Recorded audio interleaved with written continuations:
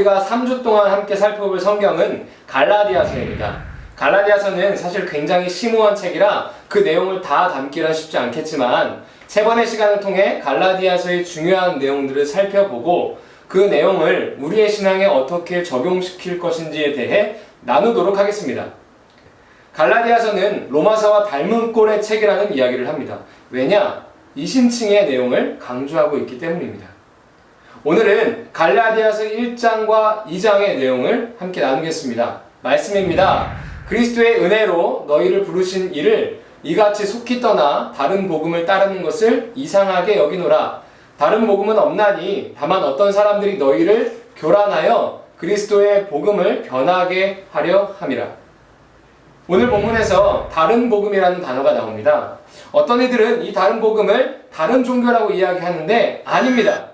여기서의 다른 복음이란 유대 그리스도인들이 전한 복음을 말합니다. 바울이 세운 갈라디아 교회에 유대 그리스도인들이 오게 됩니다. 그리고 그들은 믿음으로 구원을 얻을 수 있다는 말은 거짓입니다. 할례와 율법이 없이는 구원을 얻지 못합니다 라고 주장을 하기 시작합니다.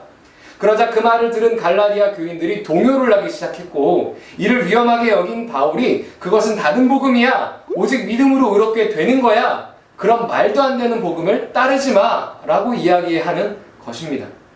믿음으로 의롭게 되는 것, 바울은 다시 한번 이신칭의 내용을 강조하고 있습니다. 그런데 여러분, 바울이 경고한 다른 복음이 우리의 신앙생활에도 깊이 뿌리내리고 있습니다. 한국교회가 처음에는 주 예수 그리스도를 믿으십시오. 그럼 복을 받습니다 라고 이야기했었습니다. 믿기만 하면 복을 받는다니 얼마나 편합니까? 그러니 누구나 다 믿기 시작합니다. 그러자 이제는 행함이 없는 믿음이 되어버립니다. 이런 모습이 강해지자 이제는 믿음이 아닌 행위를 강조하기 시작합니다. 믿음이 아닌 종교적 열심을 강조하기 시작했던 것입니다. 물론 이러한 것들 잘못된 것이라고 함부로 이야기할 수는 없습니다. 하지만 이런 행위만을 강조하다 보니 문제가 생기게 되는 것입니다. 가장 큰 문제는 크신 하나님을 제한하게 된다는 것에 있습니다. 우리를 구원하시는 것은 하나님만 하실 수 있는 것입니다. 우리의 행위로 그 구원을 이룰 수 있다고 생각하는 것은 그분의 구원 사역을 제한하는 것입니다. 또 한 가지는 우리의 신앙을 공로 중심의 신앙으로 만듭니다. 그리스도인들의 신앙의 가장 큰 기쁨은 하나님께서 일방적으로 베푸신 구원을 누리는 것입니다. 그런데 자꾸만 우리의 종교생활로 구원을 이룰 수 있다고 강조하다 보니까 일정 수준을 달성하지 못했을 때 죄책감과 불안감에 휩싸이게 됩니다.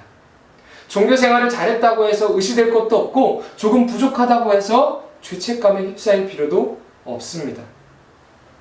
나를 구원하시기 위해 그 아들 예수 그리스도를 십자가에 못 박으신 하나님의 크심을 누리십시오.